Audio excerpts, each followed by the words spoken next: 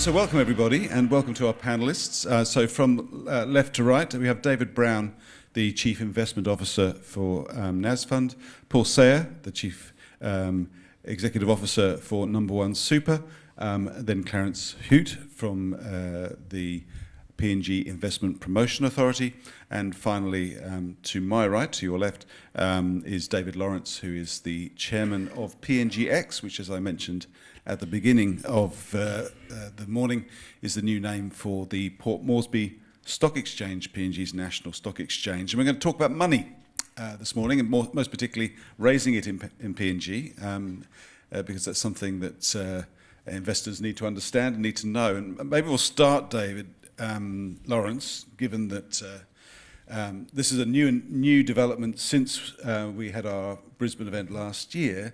Is you've gone and bought yourself a stock exchange. So as you do. As you do. So maybe we could start by asking you, why have you bought this stock exchange, and what on earth do you plan to do with it? That is a very good question. Why did we buy it? For a number of reasons. Firstly, as part of the national financial strategy, there was an incentive to change the ownership structure and try to redevelop the exchange and develop the capital market. Secondly, we're stock exchange tragics, and so having spent a long time in the business, the opportunity was there. But more importantly, the exchange and what's now PNGX represented to us an opportunity to tap into the potential represented by PNG, because we think there is substantial potential in the economy there, opportunity for growth, opportunity for development. And there was an altruistic element of it as well, to go back to an earlier presentation this morning, to actually leave a legacy for PNG, to develop the market but then leave a functioning capital market. Once we divest or dilute back down to below 50% and give it back to national ownership. So if you look at a stock exchange is largely an infrastructure play in its early stage. It does little more than that. It provides a trading mechanism. It provides infrastructure for raising capital and pricing. So since we acquired it, we've done a few things, and we have a lot more on the agenda. But for example, we've already become the National Numbering Authority for PNG. The National Numbering Authority. Yeah. Which means that we issue unique identifiers for every security in PNG. It doesn't sound like a lot, but if international investors want to invest in PNG, they need one of these numbers to create a unique ID to put in their systems. So we can now get greater access to international investors. Small but important step forward. The next thing we're doing is developing the government and corporate bond market. Now, if you look at the normal development cycle for an emerging market, you develop the government bond market first, then the corporate bond market, then the equity market. PNG's had an equity market for 20 years. Decided to go back to basics, working with back at PNG to develop the corporate bond market. That gives you a base level pricing mechanism for the market in PNG. Allows you to develop a yield curve. The next part of the infrastructure we'll roll out the next, hopefully, few weeks, will be a series of 6 indices for the PNG market. Give you a measure of how the market's evolving. Give institutional and foreign investors a benchmark to measure performance. They're the first few things. We see development of the exchange probably at least a 5-year development path before we see a well-functioning market. So maybe we'll jump in now with David Brown, the other David, at the end. You're responsible for the investment strategy, I guess, for Nasfund. And I should note that between just in case you're wondering where the money is in the room, the two gentlemen at the far end of this row between them are responsible for almost 12 billion kina of assets. That's about $5.2 billion. So there's some money in the room, which is encouraging. The super funds in PNG have largely been the ones that have been supporting domestic equities, both listed and unlisted. How do you see what you need as a domestic investor reflected in what David's outlined as far as his plans for the exchange are concerned, and what else would you like to see? Sure. Firstly, I'd say it's our board who are responsible for it under our prudential standards. We're very well regulated, and that actually is one of the strengths of the industry. And there's sort of a trust and a confidence that's built from that quality control that comes from good regulation. So number one. So that. And I think that's true for securities markets as well as for superannuation. That's what needs to be in place before there's any trust or momentum in capital. So the super funds are large investors. And that's, if anything, the market hasn't grown nearly as much as the super fund industry. So the super fund industry seems to be a fairly large owner of most of the big stocks. Well, search is a different one, but of the domestic stocks. So there's very little turnover. Super funds are by nature long-term holders. So one of our concerns is the free float, the ability to trade. So price discovery is very important to us from a valuation point of view. And for that, you do actually need some trading. And we're not natural traders. So I think that's one of the issues we face. Because you're taking a long-term holding or long-term position. Correct. And the funds under management are growing with the growth in the economy, and that's a fairly strong growth. The board are actually more concerned, if you like, with our more pressing concern, which is liquidity. And liquidity is, perhaps, number one's a different demographic, but Nasfund is the private sector. If you're unemployed for a period of time, you can withdraw your super. So there are periods of cyclical downturn where there's high unemployment, we lose funds. So we don't lose funds, but we pay it back to members. Looking after liquidity is probably the largest risk that our board consider to be the most pressing. So thankfully, we get yield from government bonds and from a good real estate portfolio. Our concern, therefore, is in equities to get that yield and get growth, but without the price discovery and the turnover in the market, we get neither. So that becomes a less attractive asset class for our board to consider. Paul, you have a sense from your experience in Australia what the appetite might be for PNG listed equities once the market is opened up. What interest or even what visibility does PNG currently have overseas from an investment point of view, and how do you see PNG getting the attention of international investors? I think that what you're seeing from the Australian super funds is really that look not so much onto the listed equities as such, but probably the infrastructure.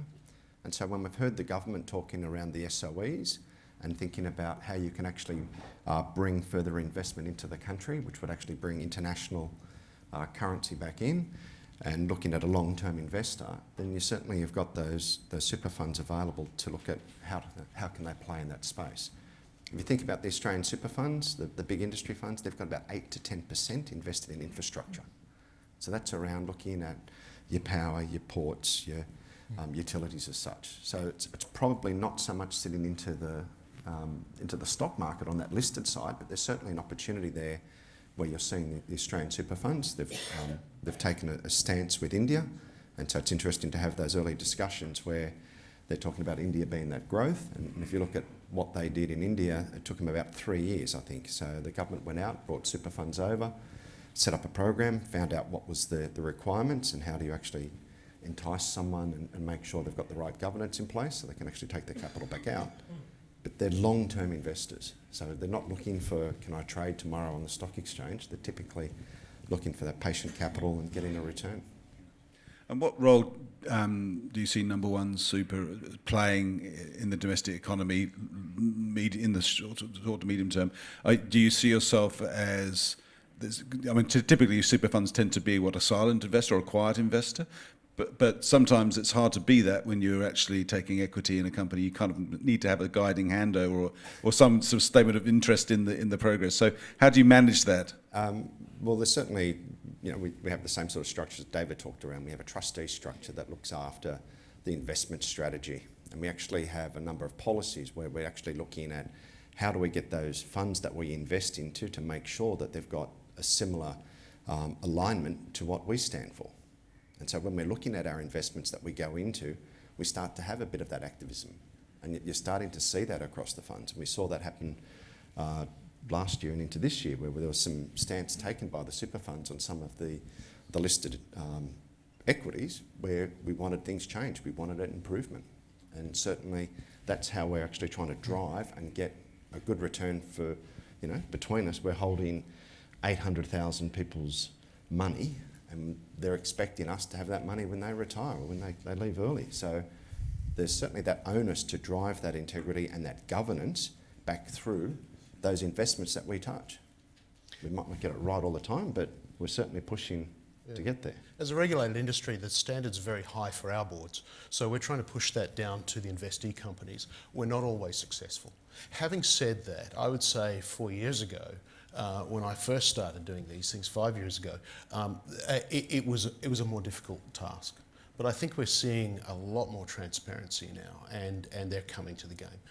But we are unique. We are a very high touch, in-sourced set of super funds. Across the world, super funds outsource to people who do that. But we don't have that choice here. There is no industry of intermediation of fund managers. So the Australian super funds stand at 30,000 feet with a big lever, and they're pulling here and they're pushing there, and everything's outsourced. In Papua New Guinea, we roll our sleeves up and we have to do it. We engage directly with the boards, and that is why we need to have the tools and the opposable thumb to actually engage with those boards. And this is why we're involved in governance and trying to raise the standards. A couple of years ago, I was on the council of the PNG Institute of Directors, and we really struggled with trying to get a pipeline of trained directors, and they've worked to some extent with this. It's a slow process, training up young people who are on boards of quality financial services companies, for example, and really learning that craft. But we're sort of a little bit, there's a colonialism of the AICD coming in, trying to train our guys up for the big end of town in a listed market in Australia. Look, I've been a member of the Australian Institute of Directors for about 15 years, so I shouldn't really slight them, but I've got to say in the PNG context, we need something that's local. And I think we need to build a local solution. So that's, we've talked to David and the PNGX about this, how governance standards do need to improve. We do need some teeth in terms of the regulation, and we do need some compliance to give us confidence, and foreigners won't come to invest. And ironically, we do need the foreigners. Clarence, the IPA is obviously the first port of call for most companies coming into PNG looking to do business. So from the point of view of the kind of people who are beating a path to your door from overseas, what are foreign investors expressing an interest in doing in Papua New Guinea? Where would they like to see their capital being spent in the country? Well, I'd like to start off by saying, according to the statistics, as I presented last year this time, in terms of investment, it used to be Australia at the forefront. There hasn't been much change from what I reported last year. We have China as the country of interest that's coming into PNG, according to the statistics. And obviously, with the Chinese investment coming in, they tend to weigh more towards the wholesale and retail sector of things. We are seeing some slow movements in the construction. However, there is a lot of certification variations that we're seeing. Companies divesting into other areas, moving away from So existing companies that are already doing Yes. business in PNG wanted to do other things. other things, expand, and that's I think is a good side of the story, because it shows the confidence is still there within the economy. They do not wish to take their money out of PNG and go elsewhere. And just listening to the presentations this morning, that goes the good trend of how the economy is going. And from the government perspective, I think for the policies to be maintained and sustained, and continue to exercise the transparency in terms of policies, like so everyone involved in the game knows what is happening. And what would be the typical size of a foreign investment in PNG? What would be, on average, what would we be looking at? Right now, it all ranges according to the current law. The minimum investment is a minimum of 100,000 for any foreign investment to come in. But the government has come up with a new requirement of a 10 million requirement, which is now part of the National Procurement Commission. We're working on the mechanics on how to make that work through the foreign enterprise certification process. So that's basically, I understand it, under the national procurement policy, local businesses will be given preference for business with government under 10 million. 10 million, yeah. Yes. Yeah. And that is law, and that is what we need to work through the processes of approval.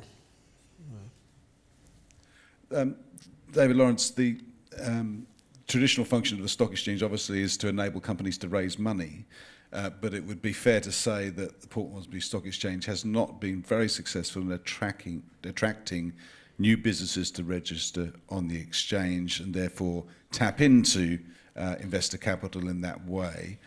What do you see the opportunities to actually improve that situation, or are there other ways that companies should be seeking? I mean, for example, this bond market we're talking about, is that going to be a better way for PNG businesses to actually come and talk to investors and get capital? I think there's certainly an opportunity over the next couple of years for companies to come to market through the corporate debt facility. That would be the typical type development path, and then develop the equity after that, becoming familiar with a listed environment through a debt listing, through a debt raising. It's sort of like listing on training wheels. So that would be one path. The other is that really a market can do anything you want it to do. So when we're talking about the market at the moment, it was a shoehorned market based on the Australian design. One of the exercises we're doing at the moment is rewriting the criteria for that market and make it more suitable to the PNG environment. But if we leverage off the discussion this morning, we create markets down to SME level or provincial level, where we create specialist markets for specialist users. So for example, if you want to project the national ownership requirements, we could write rules that build that into a market structure and have different market structures for different needs.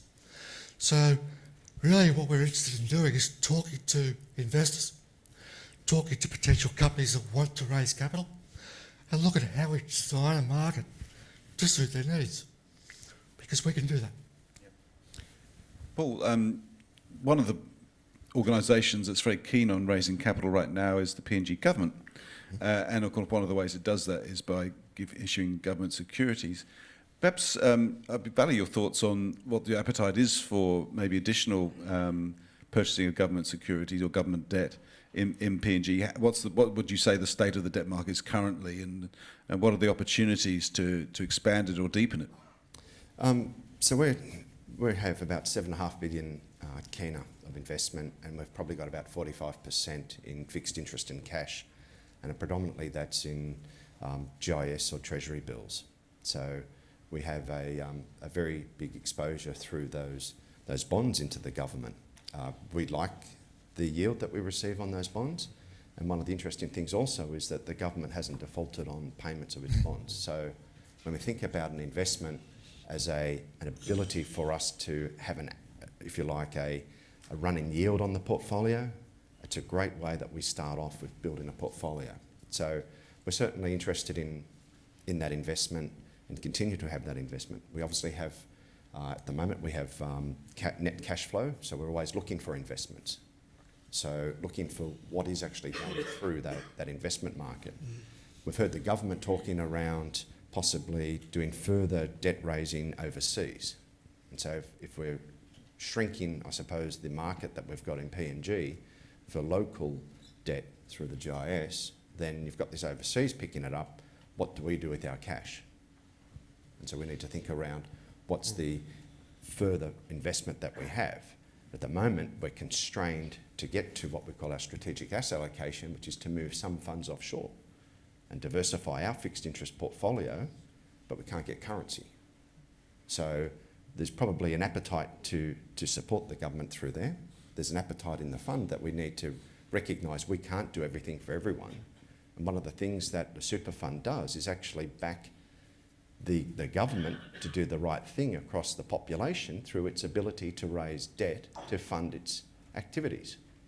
So when people look at the super funds and say, how are you doing something for PNG? Well, actually, we're supporting the government through the bond structures for them to allow them to fund what they choose is the highest priority to invest into. So we're certainly positive on that investment. We look for it. We try and make the best we can through the yields. At times we have interesting discussions with the government about what we think the interest rates should be, but that should be part of a market dynamic that you're in there as to what we think risk is and what they think the risk is. One question, maybe David, you might jump in this, but feel free if anyone else wants to answer it too. You obviously have capital limits, downward limits on what you can invest in as super funds. You tend to be doing sizable investments. But there is a gap, is there not, further down, particularly if PNG wants to develop its small and medium-sized enterprises, to find ways of funding the small end of town, and that's not always. It could be sometimes a bank loan, but it may not be a bank loan sometimes. What's your sense of what PNG's missing in that smaller space, the under 30 million or whatever it is, between 0 and 30 million, that maybe would help get some of these new businesses capitalised? Yeah, sure. I think there's, we're talking about foreigners a little bit here. There's actually enough capital within PNG to do an awful lot of things, but it's stagnant in pools. We don't have now ideally we would be able to increase the mobility of that capital to be recycled. One very good example of that is that we have no tax transparent trust structure. Almost every country will have a transparent structure, which means it's taxed in the hands of the holders, so it becomes an aggregating vehicle. A very good example of this would be real estate. We have a great real estate portfolio with fantastic yield. It's well managed. So we would be, but we have a concentration in various places. If we were able to put that into a REIT structure, a real estate investment trust structure, we would be able to sell portions of that and recycle that capital into more development. You've immediately increased the size of the economy by the sheer velocity of the capital moving around the market. So I see a lot of capital in PNG, but it's only used once and it stays there under the mattress. So, but for that you need good securities regulation and enforcement of that. You need a tax transparent tax aggregator, a limited liability partnership or a unit trust structure of some sort. And then those organisations then often go onto the listed market. So that creates a virtuous circle where you're recycling capital within the country. And I think that also is an important key for us as Nasfund, representing the retirement savings of 600,000 Papua New Guineans, is that capital and that ownership stays within the country. It's valuable having or using foreigners' capital, but isn't it best to use the local capital and remain with a good degree of ownership with appropriate standards that allows or attracts others in? That's kind of a nice position to be in, because the foreigners are going to pay a little bit more for it just to get in the door. So there's good regulation in the securities industry, and I say, we come from the super industry, which is very well regulated and functional and does well. We could see some better on the security side. I think the point that you raised, though, is around how do you get the capital for the 30 million or below?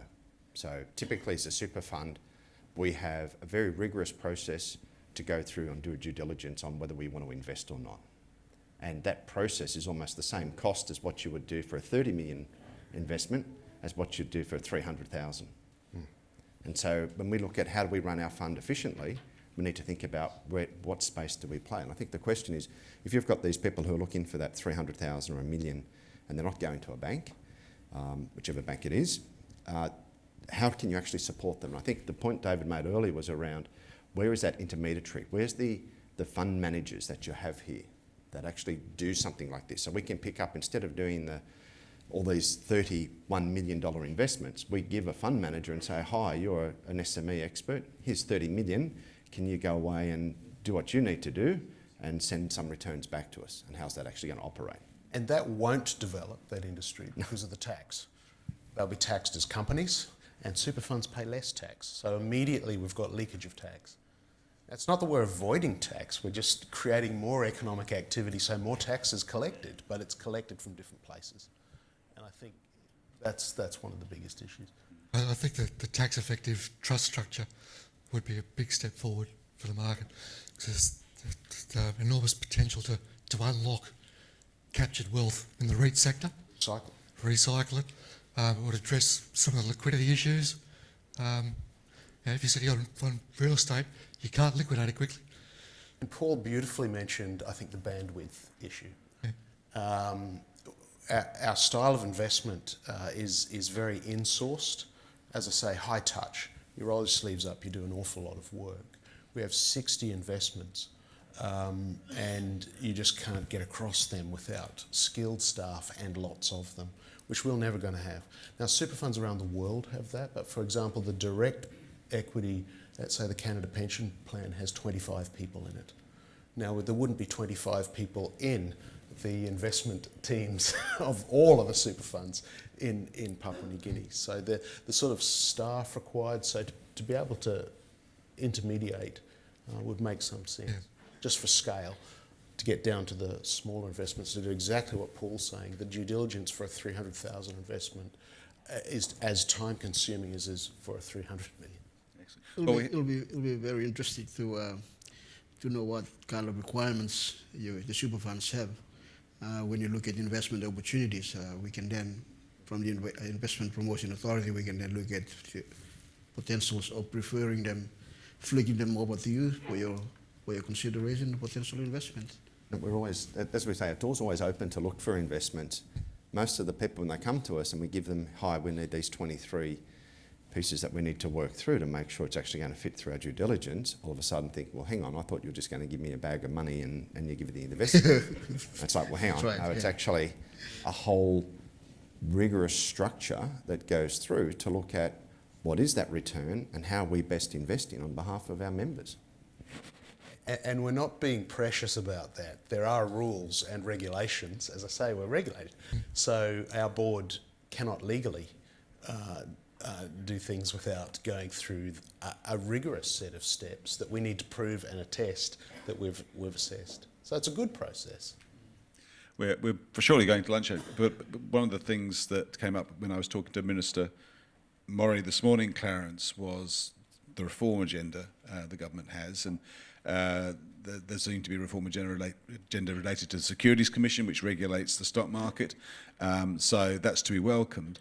But another way, I guess, of not so much raising capital, but removing the need for capital or to reducing your requirement for capital is through incentives if they're offered. And that's something that the Minister also flagged.